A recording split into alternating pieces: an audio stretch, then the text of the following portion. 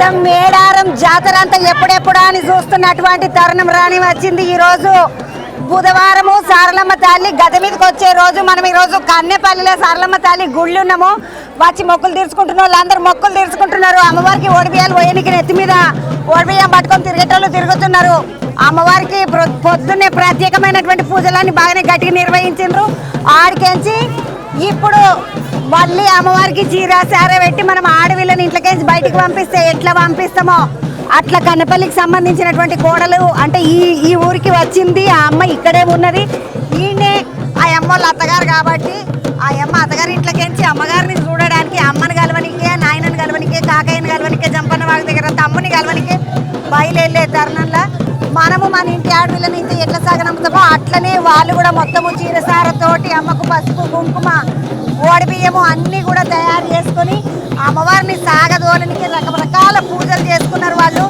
ఆ పూజలన్నీ మనకు తెలియదు, ఎందుకంటే వాళ్ళు చేసే పూజలు అలాగూ మనం చేసే పూజలు అలాగూ వాళ్ళ సాంప్రదాయం ప్రకారం వాళ్ళన్ని పూజలు చేసుకున్నారు. ఇప్పటికీ కూడా ఇంకా కొన్ని పూజలు నడుస్తున్నాయి లోపల. అవన్నింటినీ కూడా ఇట్లా గోప్యంగా ఉంచే పూజలు, రహస్య పూజలు అంటారు కదా, అసలు పూజలన్నీ లోపల నడుస్తున్నాయి.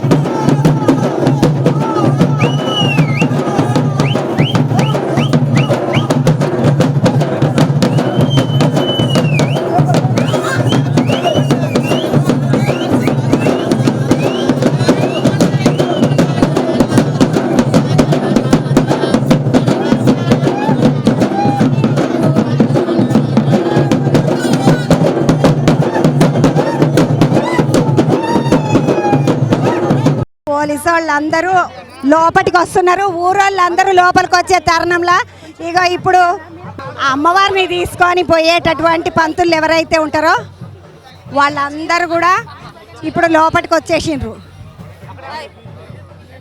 సారయ్య పూజారి అంటారు ఆయనని. ఆ సారయ్య పూజారి అమ్మవారిని ఎత్తుకొచ్చేటటువంటి పూజారి ఎవరైతే ఉంటారో ఆ పూజారి ఇప్పుడు గుళ్ళకి వచ్చేసిండు. ఇక వాళ్ళు పూజ చేసిన తర్వాత అమ్మవారిని బయటికి తీసుకెళ్లేటటువంటి తంతు ఉంటుంది.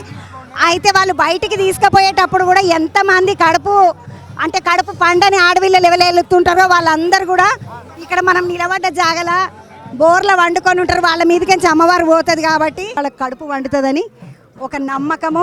ఈ నమ్మకము ఎంతో మందికి నిజమైంది కాబట్టి చాలా మంది వచ్చి ఇక్కడ ఓడి బియ్యాలు పోస్తుంటారు. అట్లనే అమ్మవారికి మొక్కులు ఏవైతే మొక్కుకుంటారో అవన్నీ చెల్లించుకుంటారు.